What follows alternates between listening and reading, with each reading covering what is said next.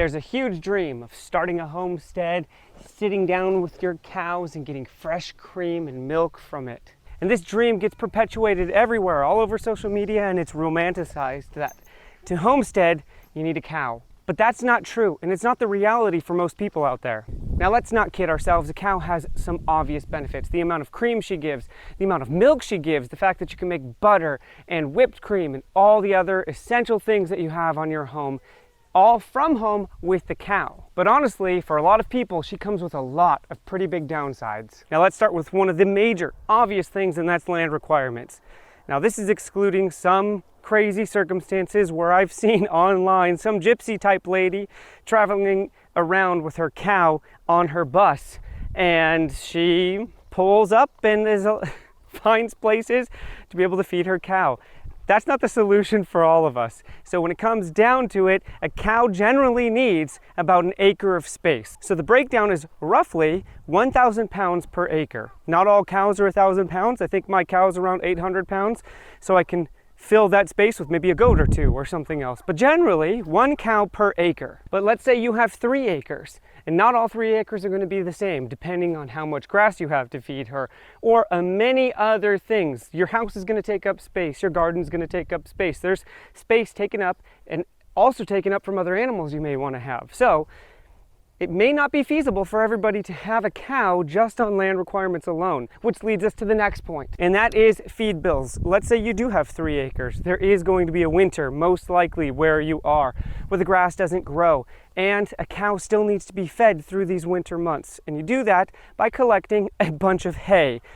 And hay is not cheap, especially hay that's good enough for a cow. And the hay that goes for a cow who's in milk is much different than the hay that goes to a beef cow or a goat or sheep. The feed requirements meant for a cow in milk are vastly different, because that cow will consume so much more protein, so much more nutrients, giving it through the milk than a lot of other animals will. And this right here, we're in my 6-acre plot where I keep my cow most of the time.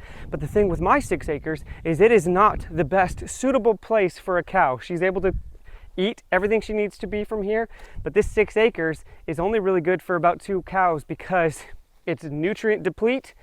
It really needs to be revitalized, which is what we're doing with the cow, and there's just a lot of other problems with it. So for now, it may be 6 acres, but it's only really good enough for 2 cows, not 6. And as much as idealized it is to have a grass-fed cow that is grass-fed alone, no grain, it's just not the reality for most cows, because through selective breeding, cows have been altered enough to where they need grain in order to keep condition. If you don't know what condition is, that means how well a cow can keep weight, and that is a good consistent weight. Either too skinny means not good condition, and too fat means not good condition. So a cow, in order to keep condition, to keep weight on her, a lot of cows, even Jerseys, need some sort of grain supplement. Not all, but you need to find a specific cow that the requirements of grass are suitable for that cow alone and not just with grain. So you'd have to find a cow with grass-fed genetics, and that's a lot more expensive. And let's also talk about that amount of milk you have. You have to be prepared for it. Now, not all Jerseys are going to give the same amount of milk. Some will go as high as 6 gallons, 7 gallons, while some will go as low as 1.5 to 2 gallons, 1 gallon on the minimum. And what are you prepared to do with that every single day? So I know you say you can make cheese and butter and all these things, but you're going to be overloaded with milk. So much that you're almost wasting the feed bill by pouring out the milk and feeding it to your animals. You really got to be prepared on what you're going to do with a vast quantity of milk, especially if, say, you have 2 cows. You either have to be prepared in selling that milk if you're in a state that you can sell, or be prepared to process it and turn it into cheese. But you're going to get to a point to where you can't eat that much cheese, eat that much butter, or do so many things if you're getting that much butter or that much cream or that much milk. You really have to be prepared, and it's an every single day task. Every single day you have to be prepared to do something with that milk, or you end up going to be turning that milk into trash, putting it down the drain or into your garden or to your dogs or that kind of thing. And this is where I think most people, the vast majority of people wanting to homestead, are more suitable, whether with their land requirements, their city won't allow them to have a cow, their HOA won't let them have a cow, many different things, but they'll let them have a different animal, And this animal is way more suitable for the vast amount of people. And this animal to me is, come on. This is a little bit anticlimactic, but here it is, a goat. Now, why do I say goats? Because most people are going to say they hate goat's milk. And that is true if you're buying it from the store, because when you buy store-bought goat's milk, it has an enzyme in it which increases through pasteurization or heating up and time. So the time it sits on the shelf or the time it goes through being heated up through pasteurization. Those two things very much so increase that thing that people describe as tangy. I wouldn't describe it as tangy, but people do. That taste, that awful taste that I hate, happens through pasteurization and time. Fresh, pure goat's milk is much different on the other hand. It is way tastier. You basically can't tell a difference to the layman. They wouldn't be able to tell a difference between fresh goat's milk and fresh cow's milk. And goats are way better in the fact of their land requirements. They need a lot less land, a lot less feed. Their portions of feed and their quality of feed is way less demanding in turning grass or feed into milk than it is for a full-grown cow. A goat is much more efficient at turning that small amount of grass or small amount of grain, whatever you're going to be feeding them, into milk. So they need a less quantity of feed in order to turn into a greater quantity per size and per feed amount into milk itself. And then do you remember that pound per acre I talked about earlier, 800 pounds? Well, that means you can either have more goats per space or even have a goat in a smaller space and it would still work very efficiently. And here's the thing, I have Nubian goats which give a greater quantity of milk than some other smaller goats. However, a lot of people have a little bit more smaller goats because here's another thing, not all goat's milk is the same. Nigerian dwarf milk, they may give you a little bit less than a larger Nubian goat, but their milk is much more creamier, much sweeter. It almost tastes like ice cream, and compared to something like a Nubian goat, which is a lot more subtle, a lot more like the milk that you may be buying from the store, which is like a cow. And here's a downside to goat's milk. Well, it can be a downside. So the downside to goat's milk is that the cream, which is naturally present in all milk, is naturally homogenized, meaning naturally mixed together with the milk inside of goat's milk. It doesn't separate like you do see from a cow. A cow's milk will separate with the cream on top and then the milk on bottom. And that's where people scoop the cream off, then do whatever they want with the cream, make butter, do all that stuff. But that's not as easy, and it's not as readily available in goats as it is for cows. And this, I think, is one of the major reasons that is a turnoff for a lot of people when it comes to goats, because they want butter. That's one of the reasons why we went for a cow, was because we wanted a higher quantity of milk and things like butter and cream and cheese you can get from goats. But if you want the amount of milk to drink and all those other things, well, that changes the dynamic on whether you go for a cow or goat. But that's not necessarily the point of this video. The point of this video is to help you understand if you're searching for a cow and dreaming for a cow, but you feel like it's unattainable, and maybe you might be able to do something right now, but a cow is just too much or your schedule doesn't allow for it, goats are a great option, and goats aren't settling. You're not settling for something lesser if you go for a goat.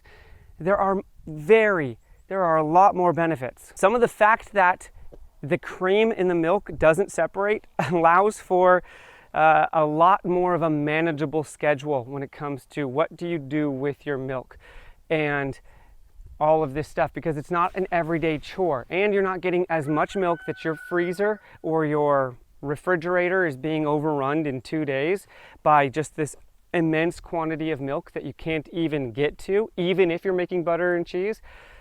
It's just a way more manageable and easy process. So especially if somebody still has a full-time job that they're working outside of the house, and they have to come home, and they have to clean, and they have kids, and they have all these other chores or things to deal with in their life, a cow might not be the best option, because it's just going to add so much time and stress into one's life that if you want milk, you can get great quality milk from a goat without all the extra stress. That also leads into what it's like to continue a cow or goat into milk.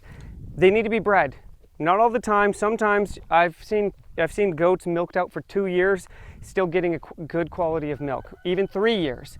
It's not the best for them, and they should be getting bred, but that leads us to a cow. Cows should be getting bred. As soon as a cow calves, 2 months later, when she's in milk, she should be getting pregnant with her next calf. A goat, probably about the same thing, but it's not as demanding. And that means, what do you do about getting your cow back in pregnancy? A lot of people go for AI, which is artificial insemination, but that doesn't work all the time, and it can be costly to try to figure out whether your artificial insemination even takes. So the option is bring on a bull and try to get your cow pregnant with a bull, which can take about 2 months.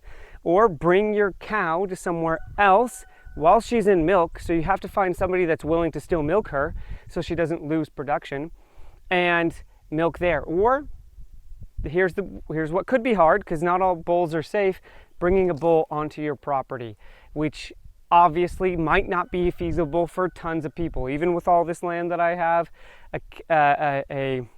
a bull might not be the best for me either. And when I say all this land that I have, what I mean is about 14 acres. It's not tons. It is a decent size, but it's not like 100 acres or 50 acres. In my setup, it's not the best for me to deal with a bull. But this is different when it comes to goats. With a goat, you can easily figure out and deal with getting a goat pregnant on your property, because you can bring on a buck if you wanted to. You can rent a buck. You can find a friend with a buck. You can get your goats pregnant much easier than having to deal with the stress of figuring out a bull or AI. You can even AI goats if you wanted to, but all of that stuff is much more difficult having to deal with a cow than with goats. So I know a lot of us are pushed all the time with beautiful cows and beautiful pastures, and then we all start to dream of what it's like to have a cow. This is what I want. This is the goal. And it may be the end goal for a lot of you, but you don't have to dream so far out in the future to bring healthy, good, clean, awesome milk home to your families. You can do it now with a goat, and it's not settling. Goat's milk is unbelievably good. Dare I say, even better when fresh than cow's milk. If you disagree with that, let's talk about that in the comments. And it's still attainable for a lot of people out there who want milk, who can bring on milk, who don't have it accessible for a cow, and still want to homestead on a small scale. It's possible with goats. And you could still get butter, and you could still make ice cream, which I have a video of how to make ice cream from goat's milk right here, somewhere, maybe at the end of the video actually. And it's possible. You can do it without a cow. So hopefully this is encouragement enough for people like this person who left a comment on one of my Instagram videos, that you can homestead. You can have milk at home with a goat, and it would be awesome. So hopefully this was encouraging to you. Like, subscribe if this interests you. I do a lot of homesteading content. And here's the video. Check out the video at the end for that goat's milk ice cream. Hopefully that also encourages you to see that you could do tons of things with goat's milk that you didn't think was possible. And honestly, there's a lot more that I could cover with the downside of both cows and goats, but that could be in a part 2 if you're interested. Let me know in the comments if that's something that you want me to make.